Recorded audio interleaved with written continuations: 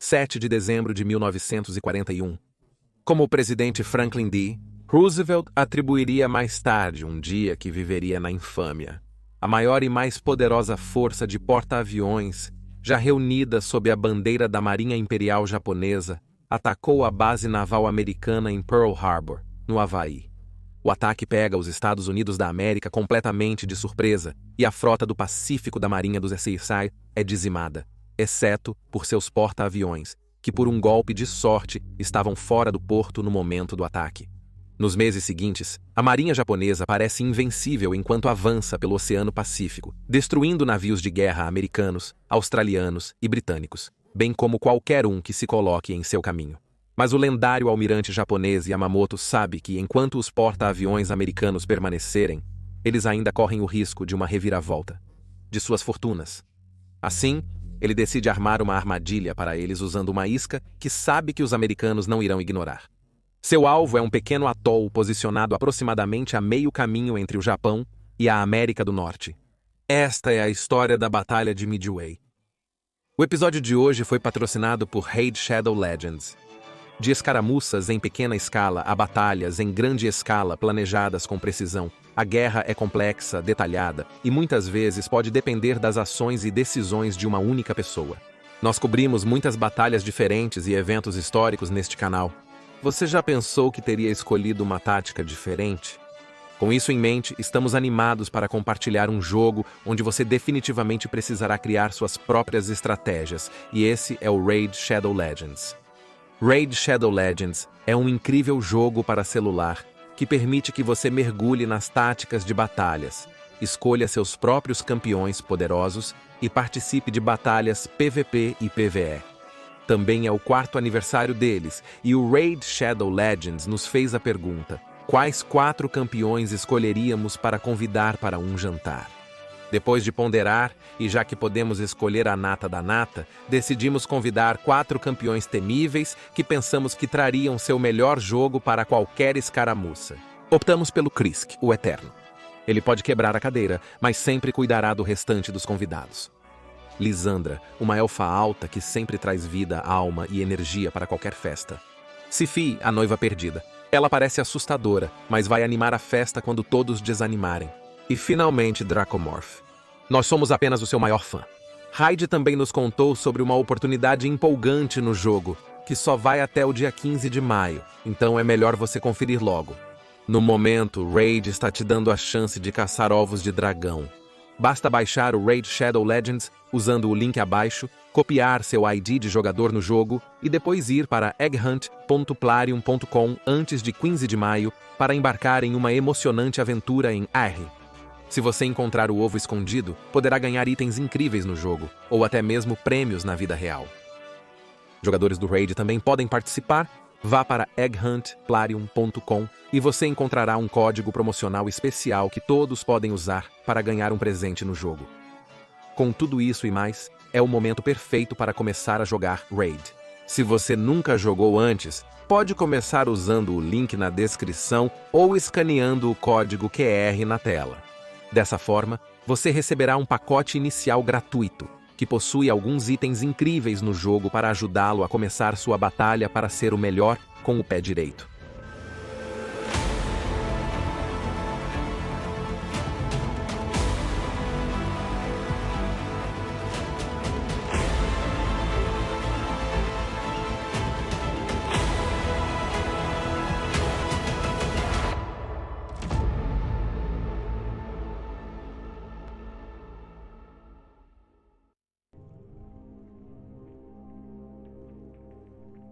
Antes do início da Segunda Guerra Mundial, planejadores navais debatiam como otimizar a situação e o papel dos porta-aviões em futuros conflitos marítimos. Isso resultou na maioria das marinhas sendo divididas em um dos 2 campos. O primeiro, sendo que as aeronaves navais permaneceriam principalmente como uma extensão da frota de batalha existente, encontrando frotas inimigas e enfraquecendo-as antes dos encouraçados entrarem, que permaneceriam a palavra final na guerra naval. Certamente, as aeronaves também precisariam se defender de inimigos tentando o mesmo. Alguns defendem que as aeronaves navais seriam ideais para futuras guerras marítimas. No entanto, argumenta-se que as aeronaves navais, com seu avanço acelerado e imenso potencial de poder de fogo, podiam alterar o curso de uma batalha, marcando o fim da era do navio de guerra como principal instrumento de guerra naval. Das grandes marinhas, o Japão adotou a abordagem mais equilibrada no seu programa de construção naval. Enquanto EUA e Grã-Bretanha modernizavam seus dreadnoughts pós-Primeira Guerra, o Japão construía navios de guerra mais avançados, iniciando uma nova era naval, claro, na impressionante classe Yamato de navios, apesar dos tratados internacionais que tentavam limitar a construção de tais embarcações. Ao mesmo tempo, a Marinha Imperial Japonesa também construiu a maior força de porta-aviões do mundo, com 4 porta-aviões leves e 6 de frota até 1941, e estes foram apoiados por bombardeiros de torpedo bimotores de longo alcance baseados em terra. O mentor deste programa de construção de aviação naval foi o almirante Yamamoto, que tinha um histórico em artilharia naval antes de perceber que os aviões eram o futuro. Assim, quando Yamamoto foi encarregado de conceber um plano para atacar a base naval dos Inoue, em Pearl Harbor, Havaí, em primeiro plano, em sua mente, estava destruir os 3 porta-aviões de frota dos Inoue estacionados lá, o Enterprise CV-6, o Lexington CV-2 e o Saratoga CV-3. No entanto, apesar de sua força-tarefa, comandada pelo vice-almirante Nagumo nos primeiros dias da guerra, desfrutar de total surpresa na manhã de 7 de dezembro de 1941 por um incrível golpe de sorte para os americanos, todos os 3 porta-aviões não estavam presentes, estando engajados em outras funções. O Saratoga concluiu recentemente uma revisão em San Diego. O Enterprise e seus escoltas estavam entregando aeronaves de combate para a ilha Wake, enquanto o Lexington estava entregando aeronaves para a então relativamente pouco conhecida ilha de Midway. Não se pode negar que os aviões japoneses causaram grandes perdas aos encouraçados da frota do Pacífico dos Saarangyo naquela fatídica manhã de domingo. No entanto, para Yamamoto, era um trabalho pela metade, sem que os porta-aviões dos Iowa também tivessem sido retirados da equação. Isso, ele sabia, tornaria a crucial próxima etapa da guerra resultante no Pacífico ainda mais difícil para o Japão.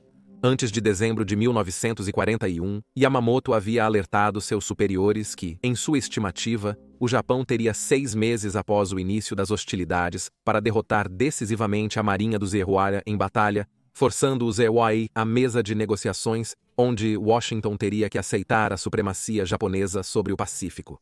Após esses 6 meses, o poderoso complexo industrial dos Iowa, que estava imune à interferência do Japão ou de seus aliados alemães e italianos, seria capaz de produzir suprimentos de guerra a uma taxa significativamente maior que a dos japoneses. Em um conflito com os Iowa totalmente armados, o Japão teria uma capacidade de produção de suprimentos de guerra inferior. O Japão seria desgastado e, finalmente, derrotado. Nos meses imediatos após Pearl Harbor, os japoneses pareciam imparáveis, tomando as Filipinas dos Tutasioa, as Índias Orientais Holandesas, as possessões do Império Britânico em Hong Kong e Singapura, e avançando para a China, Burma e, eventualmente, Índia. Infelizmente para Yamamoto, os porta-aviões dos Iowa conseguiram enganá-lo, e a sua destruição tornou-se mais crucial quando o tenente-coronel do exército dos Iowa, Jimmy Doolittle, os utilizou, Hornet, para fazer o impensável e realizar um bombardeio simbólico das ilhas japonesas em 18 de abril de 1942. Em 4 de maio de 1942, Yamamoto teve sua oportunidade quando seus porta-aviões enfrentaram os americanos Yorktown e Lexington na Batalha do Mar do Coral. Durante o confronto de 4 dias, em si, uma primeira vez para a guerra naval, pois foi travada exclusivamente por aeronaves, o que significa que as tripulações dos navios oponentes nunca se viram, os japoneses conseguiram afundar o porta-aviões Lexington e danificar o Yorktown, mas sofreram a perda do porta-aviões leve Shōho e danos aos porta-aviões japoneses, Shokaku e Zuikaku, o que significa que ambos estavam fora da guerra por vários meses, um golpe sério para as forças de Yamamoto. À medida que seu próprio cronograma de 6 meses começou a contar regressivamente, Yamamoto percebeu que precisava atrair os porta-aviões americanos para uma batalha onde eles poderiam ser destruídos, e logo, enquanto sua frota de porta-aviões ainda mantinha uma vantagem numérica, ele decidiu então comprometer sua frota a uma operação que sabia que seria uma ameaça tão grande para os Iowa que forçaria os americanos a responder com seus porta-aviões e escolheu a ilha Midway como seu objetivo. Capturar a ilha Midway causaria sérios danos às operações navais dos SBUA no Pacífico, negando-lhes o uso da ilha como ponto de reabastecimento. Também proporcionaria aos japoneses uma área de preparação, onde eles poderiam aumentar sua força em preparação para uma futura invasão do Havaí se a guerra continuasse.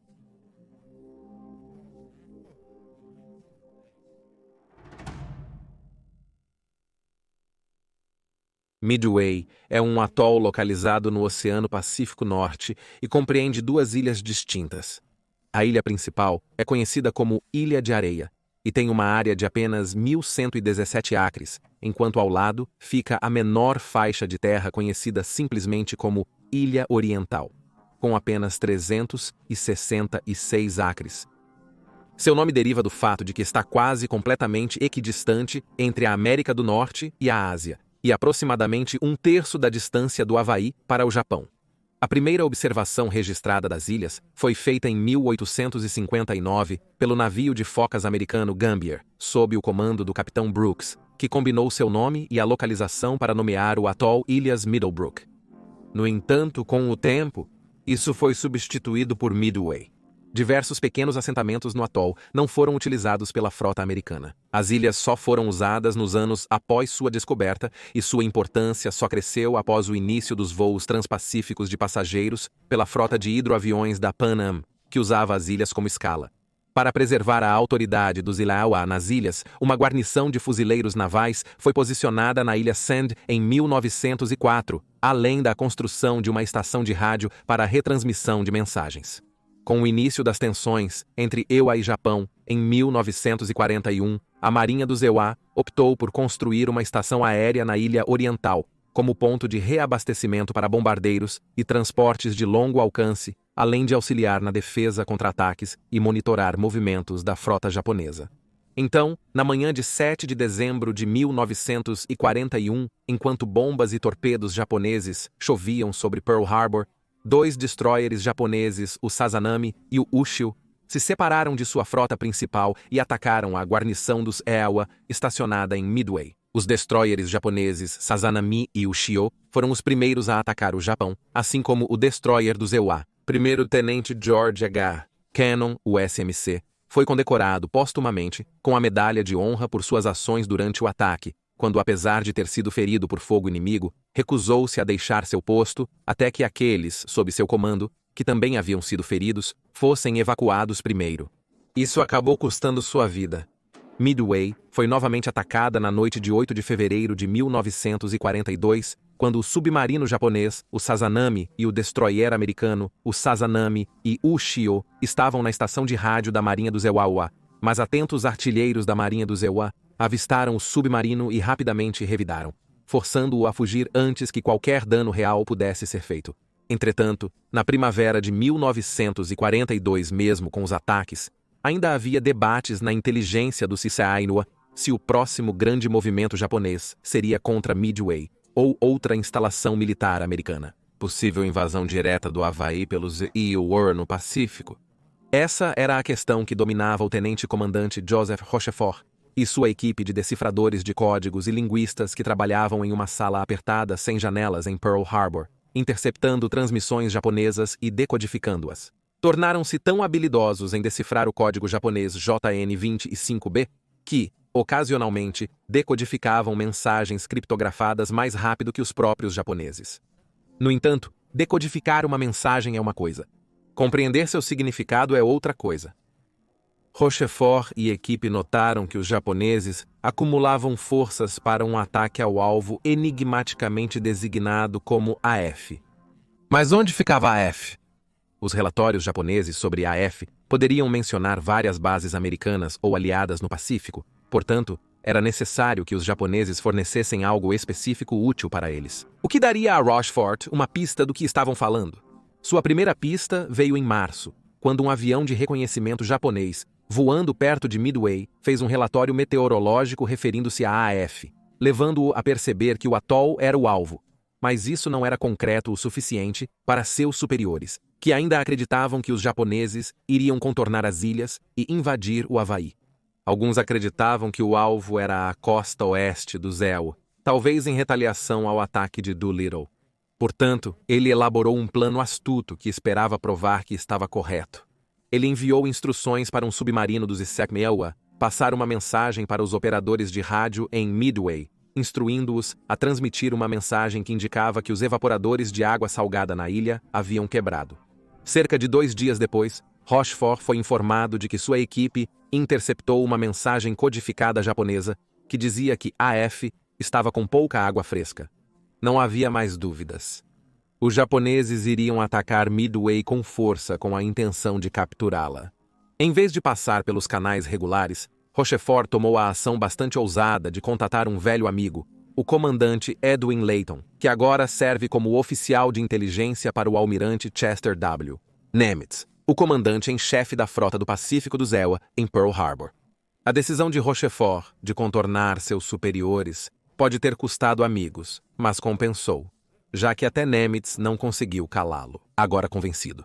Nas semanas seguintes, enquanto Nimitz reorganizava sua frota para responder, mais informações foram interceptadas, incluindo o plano de batalha japonês, e até a data em que deveria ocorrer. Em vez de Yamamoto armar uma armadilha para os porta-aviões americanos, ele agora estava navegando para Midway, alegremente inconsciente de que Nimitz estava armando uma armadilha para os porta-aviões japoneses.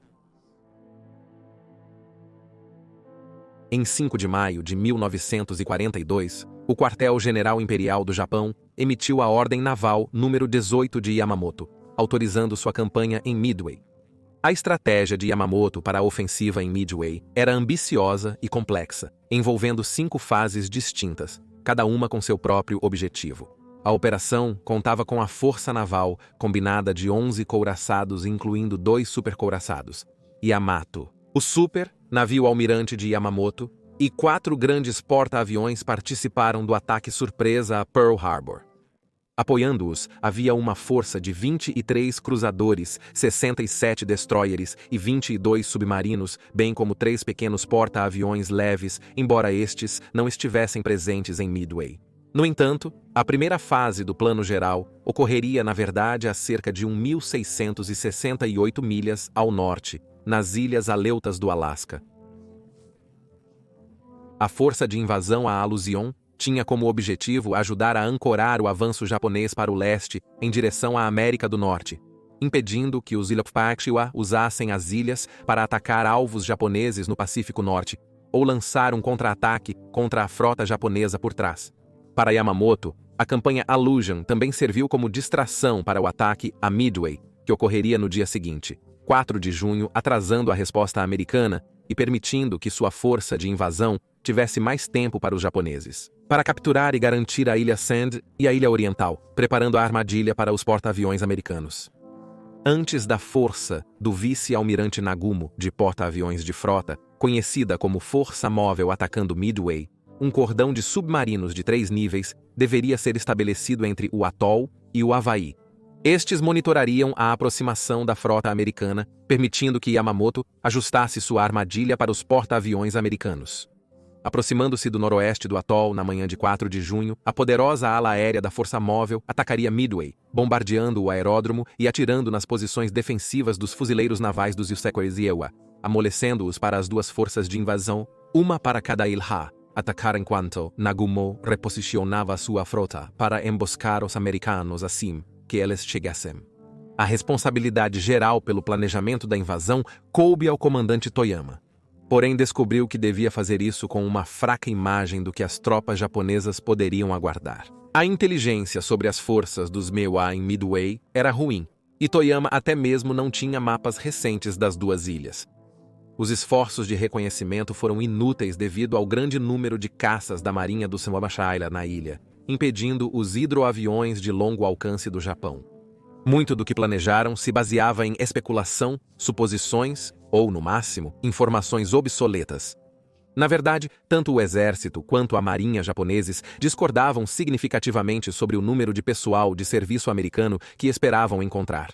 A marinha supunha que seria pouco mais do que o número pré-guerra de cerca de 750, enquanto o exército acreditava que seria mais próximo de 2.000, dado a importância do atol para o esforço de guerra dos Efial. Na verdade, o número era quase o dobro da previsão do exército japonês. devido aos reforços enviados rapidamente pela Força Aérea do Exército dos Ileao para as ilhas. A tarefa de invadir a Ilha de Areia foi designada à Segunda Força de Desembarque Naval Especial, combinada do capitão Ota, com cerca de 1.500 fuzileiros navais japoneses, enquanto a invasão da Ilha Oriental caberia ao destacamento Ichiki do Exército Imperial Japonês, com 2.000 homens comandado pelo coronel Ichiki. Ambos eram considerados algumas das tropas de assalto de elite do Japão, e durante a invasão, eles poderiam contar com significativo apoio de fogo aéreo e naval para suprimir a resistência americana. Embora ele possa ter tido as tropas para o trabalho, Toyama logo descobriu que a marinha não tinha os barcos de fundo plano necessários para levar essas tropas à ilha a partir de seus navios de tropas, forçando-o a pedir para pegar alguns emprestados do exército, uma tarefa difícil para um orgulhoso marinheiro japonês. Então, finalmente, por volta de 6 de junho, a frota americana chegaria, momento em que Yamamoto poderia fechar a armadilha para eles. Para o vice-almirante Nagumo, comandante da Força Móvel, destruir a frota americana seria um desafio, pois implicaria eliminar os porta-aviões americanos e vencer a frota do Pacífico do Zéu. Isso também poderia abafar as críticas ao seu manejo do ataque a Pearl Harbor, particularmente pelo cancelamento de um ataque subsequente. Ele acreditava que, com os americanos em alerta, seria inútil desperdiçar pilotos e aeronaves em um novo ataque, especialmente sem a presença dos porta-aviões. Yamamoto apoiou a decisão de Nagumo, mas isso deixou o vice-almirante sujeito a críticas e acusações de seus rivais. No papel, o plano japonês era lógico com base nas informações que tinham, mas é claro que, na realidade, o tenente-comandante Rushford já havia completamente torpedeado antes mesmo de começar. Devido ao trabalho de sua equipe e outros decifradores aliados, Nimitz tinha quase o mesmo conhecimento do plano que os líderes japoneses. Ademais, face aos inúmeros fatores, a equipe de Yamamoto teria que se esforçar bastante para coordenar tudo de forma sigilosa, algo só alcançável com a ajuda dos japoneses. O plano de Yamamoto foi executado em silêncio total de rádio, exigindo que todos seguissem um cronograma rigoroso. Isso significava que o plano era inflexível e dava pouca consideração a qualquer desenvolvimento inesperado. Seu primeiro fracasso foi o cordão de submarinos. Nimitz reposicionou seus 3 porta-aviões, Enterprise, Hornet e Yorktown, ao norte das ilhas, antes que os submarinos japoneses pudessem se posicionar, esperando uma frota já destruída. A força de submarinos japoneses tentou mover a frota para as ilhas, sem sucesso. Mesmo com a frota no meio da ilha, conseguiram passar. A equipe de inteligência japonesa teve um breve momento de destaque. Tendo detectado um aumento dramático no tráfego de rádio ao redor de Pearl Harbor, eles raciocinaram corretamente que os porta-aviões americanos estavam zarpar. No entanto, essa informação não chegou à frota de Yamamoto devido à ordem permanente de total silêncio no rádio. No entanto, apesar de seu aviso prévio do plano da frota japonesa, as chances ainda eram bastante firmemente contra os 3 porta-aviões. Só poderiam reunir 8 cruzadores, 14 destroyers e 19 submarinos para enfrentar a frota japonesa. Isso era efetivamente o que restava da frota do Pacífico do Zeriko Seura após Pearl Harbor e a série de confrontos que ocorreram depois. Havia até alguma preocupação de que o Yorktown não conseguiria chegar. O porta-aviões teve que passar por reparos após a Batalha do Mar de Coral. Mas, embora tenha chegado mais tarde do que o planejado, conseguiu chegar a Midway antes dos japoneses. Além disso, as perdas em combate, especialmente entre as tripulações aéreas, resultaram em muitos homens inexperientes, tripulando os navios e aeronaves. Eles enfrentariam uma força japonesa mais numerosa e com vasta experiência em combate. Havia algum consolo no fato de Midway efetivamente adicionar uma 4ª ala aérea para equilíbrio, incluindo um voo de bombardeiros pesados, Boeing B-17 Flying Fortress, e 6 novos aviões de torpedo Grumman TBF da Força Aérea do Exército dos FFIU, originalmente destinados ao Hornet. Porém, a maioria dos caças, descartáveis da Marinha dos SKIU, tinha um desempenho muito abaixo do necessário para combater os Zeros japoneses. Para emboscar os porta-aviões japoneses, os 3 porta-aviões americanos foram organizados em 2 forças-tarefa. A Força-Tarefa 16 era comandada pelo contra-almirante Raymond Spruance e era composta pelo Enterprise e pelo Hornet, juntamente com o apoio de 6 cruzadores e 9 destroyers. Comandando a Força-Tarefa 17 estava o contra-almirante Frank J. Fletcher comandava os 2 grupos de porta-aviões do seu navio de guerra, o Yorktown. Apoiando o Yorktown na força-tarefa, 17 estavam 2 cruzadores e 5 destroyers. Até o dia 2 de junho, ambas as forças-tarefa estavam em posição aproximadamente 200 milhas ao norte de Midway, à espera.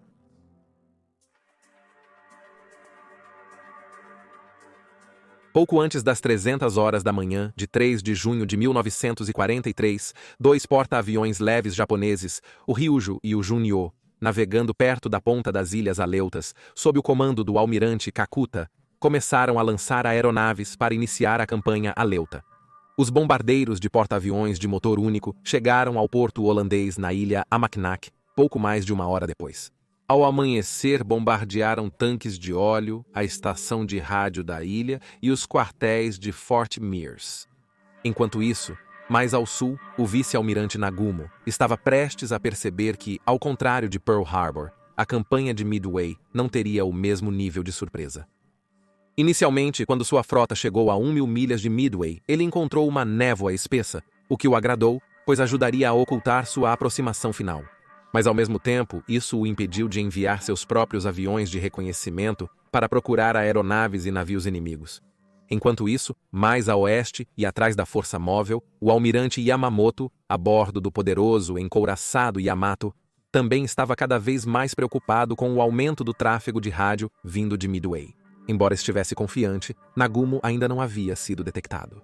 Tudo isso mudou por volta das 900 horas, quando um hidroavião PBU Catalina, da Marinha dos Mappensees, do Esquadrão de Patrulha 44 pilotado pelo alferes Jack Reed, avistou os japoneses. Transportes levando o exército imperial japonês e os fuzileiros para a invasão. A cerca de 600 milhas de Midway, a única aeronave dos ICEST-UA capaz de alcançá-los era um Boeing B-17 Fortalezas voadoras da Força Aérea do Exército. 9 B-17s decolaram de Midway aproximadamente às 2.300 horas e seguiram para a última posição relatada dos navios japoneses. Havia grandes expectativas para os bombardeiros Fortaleza, cujo poder de fogo cumulativo era visto como suficiente para enfrentar quaisquer zeros patrulhando a frota, e suas habilidades de altitude os mantinham fora do alcance de muitos japoneses. Se esses aviões podiam transformar cidades em pó, certamente os navios não tinham chance.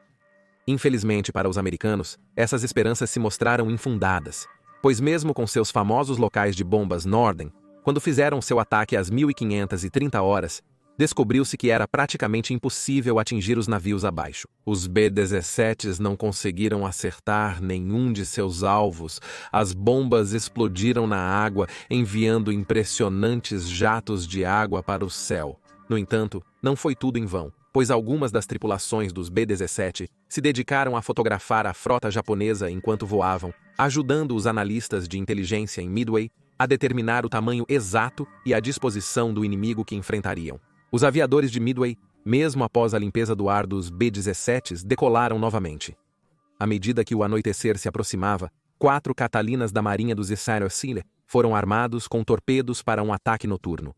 Durante o ataque, uma Catalina acertou um petroleiro japonês, embora isso não tenha conseguido afundar o navio. Embora Nagumo possa ter perdido o elemento surpresa, ele ainda tinha uma força significativamente maior do que esperava encontrar vindo de Midway. E então, durante a noite, ele ordenou que seus homens começassem os preparativos finais para o ataque no dia seguinte. Desconhecido para ele, o almirante Fletcher a bordo do Yorktown estava fazendo o mesmo. A partir das 430 horas, a força japonesa começou a lançar aeronaves de reconhecimento, não dos porta-aviões, mas dos encouraçados e cruzadores. Esses hidroaviões eram catapultados dos navios de guerra e então pousavam na água atrás do navio e eram içados de volta a bordo. Um desses navios que carregavam aviões de reconhecimento era o cruzador pesado Tony, que lançou 2 hidroaviões E-13A para reconhecer um cruzador pesado. O cruzador pesado Tony foi o primeiro a ser lançado no Ziwa. Enquanto isso, a força de ataque de Nagumo começou a se movimentar, durante uma pausa na densa neblina que a frota vinha enfrentando. O Akagi e Kaga implantaram uma força de 36 bombardeiros de mergulho D3, enquanto um número similar de bombardeiros, Nakajima B-5N, foram lançados do Hiryu e Soryu. Cada um dos 4 porta-aviões também carregava 9 caças A-6M0 para escolta e ataque a alvos terrestres. Quase uma hora depois, uma Catalina, desta vez pilotada pelo tenente Howard P. Eddy, avistou um dos porta-aviões japoneses e alertou Midway, que começou a entrar em ação. Ele se escondeu nas nuvens, avistou um segundo porta-aviões e uma frota significativa de navios de guerra. Um pouco depois, outra Catalina, ao sul de sua posição, avistou uma grande formação de aeronaves japonesas indo para Midway, e o piloto tenente de segunda classe, William A. Chase, enviou a agora famosa mensagem: muitos aviões indo para Midway, direção 320 graus, distância 150. Antes das 600 horas, os operadores de radar em Midway detectaram aviões japoneses direcionando os caças da ilha. Estacionados em Midway, havia uma variedade de 28 caças, a maioria deles sendo Brewster F-2A3, uma aeronave que havia sido comprovadamente superada em combate com o Zero. Os F-2A3S, operados pelo esquadrão VMF-200 e 21 dos fuzileiros navais dos EWA, foram os primeiros a serem implantados. Ilha e liderados pelo Major Floyd B. Parks, apenas 24 aeronaves estavam operacionais e todas decolaram para encontrar os 116 aviões japoneses que se aproximavam. O último caça mal havia decolado quando a primeira das aeronaves ofensivas de Midway começou a decolar imediatamente após eles. Infelizmente, a coordenação do ataque foi dificultada pela mistura eclética de aeronaves de torpedo e bombardeio dos fuzileiros navais, marinha e força aérea do exército. Além dos B-17s, a Força Aérea do Exército havia enviado 4 B-20 e 6 Marauders de 2 motores para Midway, que foram rapidamente adaptados no Havaí para carregar torpedos lançados do ar, algo que os pilotos do Exército nunca haviam treinado para usar. Os primeiros a decolar, no entanto, foram um voo de 6 bombardeiros de torpedo Grumman TBF da Marinha, que acabavam de entrar em serviço e que seriam melhor lembrados mais tarde como o Avenger. Os TBFs seguiram rumo oeste para os alvos, passando próximo ao aeródromo. A Força Aérea enviou 4 B-20 e 6 Marauders para a boa força japonesa que se aproximava, que apenas demonstrou interesse simbólico, já que Nagumo deixou zeros suficientes para defesa nos porta-aviões. Rumo a Midway, os japoneses encontraram as formações do Major Park, que se dividiram para barrar qualquer atacante não desafiado. O combate aéreo resultante foi extremamente selvagem. Parks foi atingido no início da batalha e se ejetou, mas, para desespero de seus homens, um piloto japonês o atacou enquanto estava imóvel em seu paraquedas. Outros 15 caças marinhos seriam abatidos no engajamento, com apenas 2 pilotos sobrevivendo ao tumulto. O restante voltou mancando para Midway com danos pesados, e apenas 2 deles estavam em condições de voar novamente. Com a resistência aérea do Semanirua neutralizada, os bombardeiros japoneses enfrentaram intenso fogo antiaéreo dos artilheiros terrestres dos fuzileiros navais dos Spalmeiru. Os bombardeiros executaram um ataque intenso à base aérea, atingindo aeronaves e hangares, tentando preservar a pista para uso de aviões japoneses após a captura das ilhas. Eles atacaram a usina na Ilha Oriental, danificaram bombas de combustível, forçando o reabastecimento manual das aeronaves a partir de tambores e explodiram tanques de óleo, gerando uma nuvem negra visível por quilômetros enquanto queimava. Às 715h, após o fim do ataque e o sinal de tudo limpo, os defensores americanos avaliaram os danos e se prepararam para a defesa. A Força Aérea dos Ewarua também foi enviada para a base da Força Aérea dos Ekonewuram, em Nagumo, onde foram enviados para seus feridos. Apesar do massacre, Nagumo agora estava com um problema, pois o líder do ataque quebrou o silêncio do rádio e informou ao vice-almirante que seria necessário um ataque de acompanhamento para completar a missão. Contudo, isso desrespeitava as ordens de Yamamoto, que pedia para manter suas aeronaves prontas para o combate com a frota do Ciel Newa quando ela chegasse. Possivelmente ainda magoado pelas críticas à sua atuação no ataque a Pearl Harbor, decidiu enviar outra onda, ordenando a transferência dos aviões reservas para a base da Força Aérea do Semaciawa. A Força Aérea dos Ehorasewiwa também foi enviada para a base da Força Aérea dos Ehorasewi e preparada para o ataque. Quase ao mesmo tempo, os aviões ofensivos americanos começaram a alcançar a frota japonesa. Os TBFs se dividiram, atacaram e abriram as portas do compartimento de torpedos antes de atingir os alvos, permitindo o lançamento das armas mesmo se atingidos pelo fogo japonês. Os TBFs, fazendo suas corridas de ataque, foram massacrados pelos Zeros. Apenas um dos 6 sobreviveria, embora com um artilheiro de cauda morto, e piloto e invasor seriamente feridos. Logo após os TBFs, Os B-26S iniciaram sua corrida de ataque. Mira nos 4 porta-aviões no centro da frota japonesa, que começou a se dispersar em manobras evasivas. Os B-26S, liderados pelo capitão do exército James Collins, logo foram atacados pelos Zeros. Mas Collins e outro B-26 pilotado pelo primeiro-tenente Jim Murray prosseguiram e direcionaram seus torpedos para o Akagi, a bordo do qual estava Nagumo. Apesar de sofrerem um enorme castigo, os robustos B-26S sobreviveram a centenas de tiros, apenas para os pilotos errarem seus alvos enquanto o navio fazia uma manobra brusca para evitar suas armas. A tripulação de Murray, contudo, disparou dezenas de tiros de metralhadora no convés do navio antes que os aviões feridos fugissem de volta para Midway. Outro B-26 foi atingido mortalmente, e a tripulação pareceu mirar na ponte do Akagi. Os B-26S tentaram escapar, mas falharam perante o Akagi, perdendo o controle e caindo no mar. Se tivessem conseguido, eles poderiam muito bem ter matado Nagumo. Em menos de 30 minutos, a terceira ofensiva americana ocorreu com 16 bombardeiros Douglas Dauntless SBD-2 do Esquadrão de Bombardeio de Reconhecimento 241 dos Fuzileiros Navais do Zeuawa. Os bombardeiros de mergulho operaram em 3 seções, voando a 8.000 pés para atacar, liberando suas bombas e buscando refúgio nas nuvens durante a fuga. Novamente, os japoneses atacaram. Apenas metade chegou aos alvos e nenhum atingiu os porta-aviões. 2 foram abatidos na fuga. Depois, os B-17s voltaram à ação. Originalmente, 15 B-17s foram designados para uma segunda tentativa nos navios de tropas, mas foram redirecionados para os porta-aviões japoneses. Ao atacar às 8h15, descobriram que a frota japonesa perdeu a coesão e estava dispersa devido às manobras japonesas difíceis.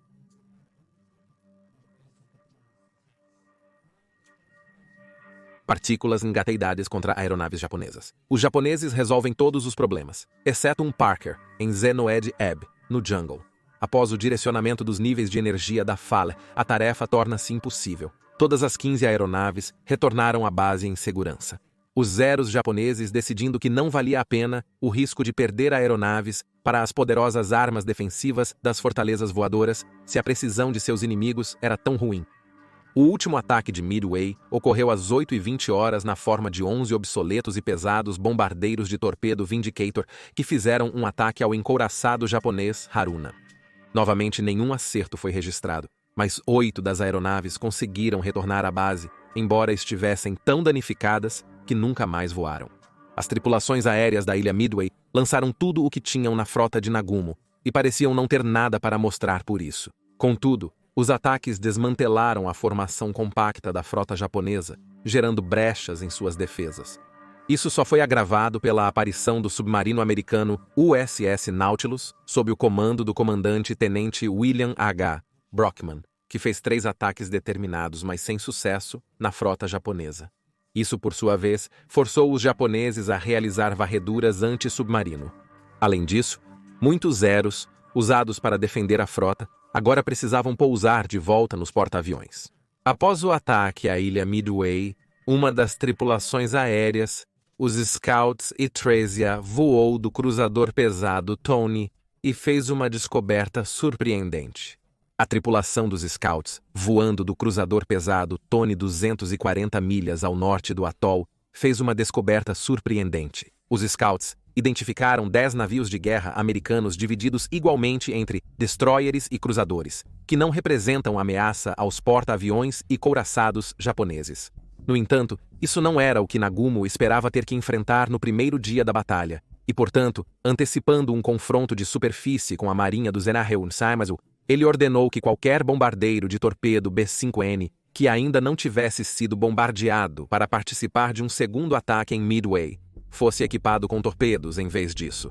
Os bombardeiros de torpedo B-5N atacaram a ilha Midway às 8h20. Após serem preparados para um segundo ataque à ilha Midway e os B-17s atacarem, o avião de reconhecimento do Tony relatou notícias preocupantes. A mensagem dizia: força inimiga, acompanhada pelo que parece ser um porta-aviões trazendo a retaguarda. Isso preocupou Nagumo, que ordenou aos seus bombardeiros prontos para atacar Midway que se rearmassem com torpedos e bombas perfurantes de blindagem. Atacar o porta-aviões americano rapidamente era de extrema importância. No entanto, dado o quão dispersa estava a frota japonesa após os sucessivos ataques, ele lançou todos os seus caças restantes em uma grande patrulha ao redor deles para proteger de mais ataques americanos enquanto a frota se formava, o que significa que ele não tinha nenhum para escoltar os bombardeiros de torpedo. Muitos daqueles diretamente sob seu comando pressionaram Nagumo a ordenar um ataque, com escolta de caças ou não, pois não queriam desperdiçar essa oportunidade de afundar um porta-aviões americano. No entanto, Nagumo tinha visto em primeira mão como os aviões de torpedo americanos haviam sido ineficazes contra seu próprio UST. Nagumo tinha a chance de trazer mais lutadores desprotegidos, decidindo aguardar até que seus porta-aviões recuperassem e reabastecessem lutadores o suficiente para uma cobertura adequada. Enquanto isso estava sendo feito, às 920 horas, o primeiro ataque lançado por porta-aviões americanos começou com Quincy Douglas TBD Devastators, chegando do USS Hornet. Novamente sem escolta, os pesados bombardeiros de torpedo foram despedaçados pelas patrulhas de caças de Nagumo. Nenhum sobreviveu à batalha. Outros 14 Devastators fizeram um ataque logo depois, mirando no Kaga. Mas, apesar de terem um voo de Grumman F-4F Wildcats por perto, uma falha na comunicação fez com que eles também entrassem sem escolta de caças. 10 foram derrubados, 4 lançaram seus torpedos, mas todos erraram o porta-aviões japonês. Agora era a vez do grupo aéreo do Yorktown. 12 Devastators, escoltados por 6 Wildcats, fizeram seu ataque às 1010 horas e foram rapidamente atacados pelos Zeros. A luta foi tão intensa que os Wildcats mal conseguiram se proteger, muito menos os bombardeiros de torpedo, que mesmo assim prosseguiram com seu ataque, perdendo 10 de seu número e novamente sem acertar um único torpedo nos porta-aviões japoneses. A essa altura, os convéses dos 4 porta-aviões japoneses eram um formigueiro de atividade, com mecânicos e armeiros correndo para colocar as aeronaves no ar e na luta. Bombas, combustível e munição permeavam o local, sendo a disciplina quase robótica das tripulações japonesas o único fator impedindo que esse coquetel letal se tornasse um desastre. Eles tinham um tempo de resposta para suas aeronaves muito mais rápido que os americanos, evidenciando sua habilidade e dedicação. Foi enquanto essa atividade estava acontecendo que o destino mostrou sua mão nas fortunas de Nagumo. 31 bombardeiros Dauntless, comandados por Sato, decolaram do Enterprise e encontraram Wade McCluskey após 2 horas de busca infrutífera pelos porta-aviões japoneses. Em vez disso, ele avistou o humilde destruidor japonês Arashi, navegando em alta velocidade, e suspeitou que estava tentando se reunir aos porta-aviões. Na verdade, ele estava perseguindo o Nautilus, que o havia levado para longe da frota e para a mira de McCluskey. Seguindo-o, sua intuição foi recompensada pela visão do Akagi e do Kaga, em formação próxima, em meio à sua frota de escolta, com o Soryu a leste e o Hiryu a oeste, e o Hiryu logo abaixo do horizonte.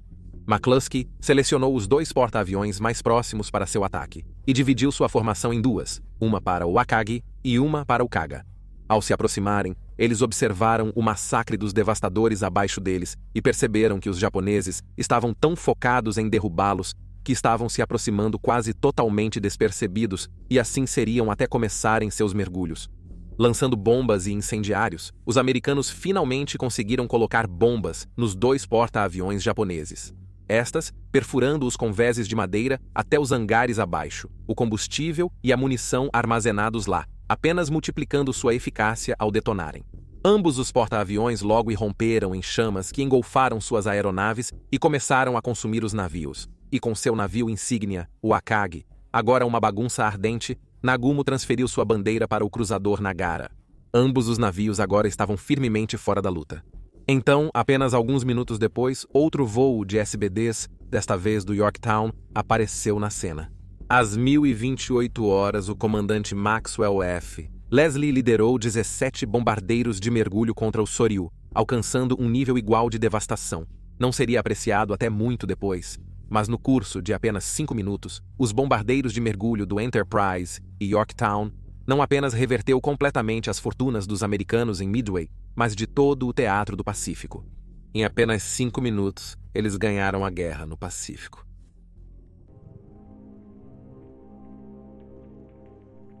Comandando o único porta-aviões japonês restante, o Hiryu, estava o contra-almirante Tamon Yamaguchi. Yamaguchi era um comandante duro e audacioso, que mais cedo naquele dia pressionou Nagumo a lançar um ataque ao primeiro porta-aviões americano que havia sido detectado sem sequer um escolta de caça. Ele rumava para a frota americana, seus pilotos dispostos a vingar os camaradas. Contudo, Yamaguchi desconhecia que os japoneses não eram os únicos alvos. Yamaguchi enfrentaria uma armadilha de 3 porta-aviões americanos, mesmo estes estando com sua força esgotada devido aos ataques aos navios japoneses. Às 1054h06, decolaram do convés do Hiryu para escoltar uma força de 18 bombardeiros de mergulho D-3A em direção aos navios americanos. Comandada pelo tenente Kobayashi, a força de ataque avistou o Yorktown antes do meio-dia, vendo o porta-aviões americano lançar mais uma onda de implacáveis bombardeiros de mergulho. Yamaguchi foi o único a ser visto, e a força de ataque foram os únicos a serem vistos. Os caças Wildcat, em patrulha acima do Yorktown, foram direcionados para enfrentar os japoneses, e 10 dos D-3As caíram sob seus tiros, enquanto mais 2 foram abatidos pelo fogo antiaéreo durante o ataque. Infelizmente, não foi suficiente, pois 3 bombas japonesas atingiram o Yorktown, incapacitando-o e deixando-o efetivamente morto na água. As aeronaves sobreviventes do Japão retornaram ao Hiryu, reportando surpreendentemente a Yamaguchi a real força da frota adversária. Sabendo que o Yorktown estava gravemente danificado, ele ordenou um ataque de acompanhamento usando os bombardeiros de torpedo B-5N de seu navio para mirar no Enterprise e Hornet, com o ataque alcançando a frota americana às 1432h. Contudo, naquele momento, um esforço árduo de controle de danos fez o Yorktown voltar a funcionar por conta própria, e o comandante dos B-5Ns o confundiu com um dos porta-aviões intactos. Atacando em 2 grupos de lados opostos do Yorktown dividindo o fogo defensivo americano, os B-5Ns realizaram seu ataque com grande habilidade, e enquanto o Yorktown conseguiu desviar de 2 torpedos, foi atingido às 1442h, arrastando o poderoso navio, causando a entrada de água do mar, resultando no navio começando a inclinar-se para o lado. O capitão Elliot Buckmaster ordenou que a tripulação abandonasse o porta-aviões por temer que ele virasse. No entanto, esse sucesso custou caro a Yamaguchi. Os B-5Ns iniciaram o ataque após avaliar o Hiryu e o Hornet. Os japoneses, usando a ala aérea restante do Hiryu, constataram que apenas uma fração do início do dia restava: 6 caças, 5 bombardeiros de mergulho D-3A e 5 B-5Ns. Essa era a totalidade de sua força aérea na batalha, exceto pelos hidroaviões, em alguns dos maiores cruzadores e navios de guerra. No entanto, ele não se intimidou e planejou um terceiro ataque ao anoitecer com suas aeronaves restantes, esperando usar a pouca luz para ocultar a pequena força. Esse ataque não ocorreria. Às 705h, vigias da frota japonesa avistaram uma formação de 40 bombardeiros de mergulho Dauntless lançados do Enterprise e do Hornet. 13 deles fizeram um ataque tudo ou nada no Hiryu, enquanto o restante começou a mirar nos navios de escolta do porta-aviões. 4 bombas atingiram o porta-aviões, causando danos massivos à medida que aviões armados e abastecidos explodiam, suas próprias armas ajudando a transformar o Hiryu em uma bagunça carbonizada e quebrada. O resultado? Incêndios arderam sem controle, com equipes de controle de danos lutando incansavelmente noite adentro, sem conseguir contê-los. Tendo perdido a luta para salvá-los, Kaga e Soryu foram abandonados no final da tarde antes de afundar lentamente. O antigo navio almirante de Nagumo, o Akagi, permaneceu à tona até pouco antes do amanhecer de 5 de junho, quando também sucumbiu aos seus danos e afundou. Nas primeiras horas do dia 5 de junho, Hiryu, apesar das tentativas de afundá-lo com torpedos de destroyers japoneses após a evacuação da tripulação, permaneceu à tona. Somente Yamaguchi e o capitão do navio optaram por morrer com o navio. A bordo do seu navio almirante, o Amato, o almirante Yamamoto ficou horrorizado ao saber que todos os 4 porta-aviões foram perdidos. Em um último esforço para salvar algum tipo de vitória do crescente desastre, ele ordenou que seus encouraçados e cruzadores se envolvessem em combate noturno com a frota americana, sabendo que teriam uma vantagem distinta em poder de fogo e que a escuridão limitaria o poder aéreo americano, na esperança de destruir o Enterprise e o Hornet antes de recuar. No entanto, o almirante Spruance, comandando os porta-aviões na Força-Tarefa 16, havia antecipado isso e se retirou para o leste antes de retornar pela manhã, momento em que Yamamoto percebeu que tudo estava perdido e cancelou a Operação Midway. Antes de receber essa mensagem, no entanto, dois cruzadores, o Megami e o Mikuma, se aproximaram de Midway e começaram a bombardear instalações em terra. Eles foram atacados sem sucesso por um submarino americano, mas ao realizarem uma ação evasiva, colidiram um com o outro, causando danos extensos. Yamamoto deixou 2 destroyers como escolta para os cruzadores danificados na retirada da frota principal. Ao sentir o cheiro de sangue, as aeronaves americanas atacaram implacavelmente, reduzindo Mikuma a metal queimado e retorcido, mas Megami sobreviveu milagrosamente. Retornou às águas japonesas mesmo com danos imensos. Quanto ao Yorktown, esforços foram feitos para rebocá-lo de volta a Pearl Harbor, mais uma vez, para reparar seu navio com energia. Então, na tarde de 6 de junho, o submarino japonês I-168 avistou o porta-aviões e lançou um ataque com torpedos, que atingiram tanto o porta-aviões quanto seu destruidor substituto.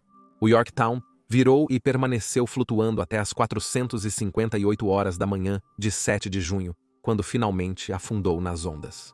A Batalha de Midway havia terminado. Contra todas as probabilidades, os Estados Unidos infligiram uma vitória sem precedentes sobre a frota japonesa. 4 porta-aviões de frota, o gancho direito da Marinha Imperial Japonesa se foram. Foi uma perda da qual eles nunca se recuperariam. O Japão tentou substituir seus porta-aviões, principalmente convertendo outros navios, como o terceiro encouraçado da classe Yamato, que se tornou o Shinano, o maior porta-aviões da época, mas nunca se recuperou. Foi em vão. Quanto aos japoneses que desembarcaram nas Aleutas, eles capturaram as ilhas de Attu e Kiska antes de se entrincheirarem para um inverno amargamente frio. No verão seguinte, uma força conjunta, EUAR Canadá, desembarcou e retomou completamente as ilhas até 15 de agosto de 1943.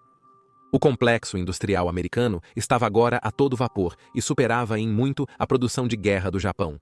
Centenas de navios, incluindo porta-aviões, estavam sendo produzidos pelos estaleiros americanos, comparados a apenas alguns pelo Japão no mesmo período. No entanto, Tóquio se recusava teimosamente a se render e levaria 3 anos de guerra sangrenta e brutal para forçá-los a finalmente se submeterem. E tudo graças à vitória em Midway.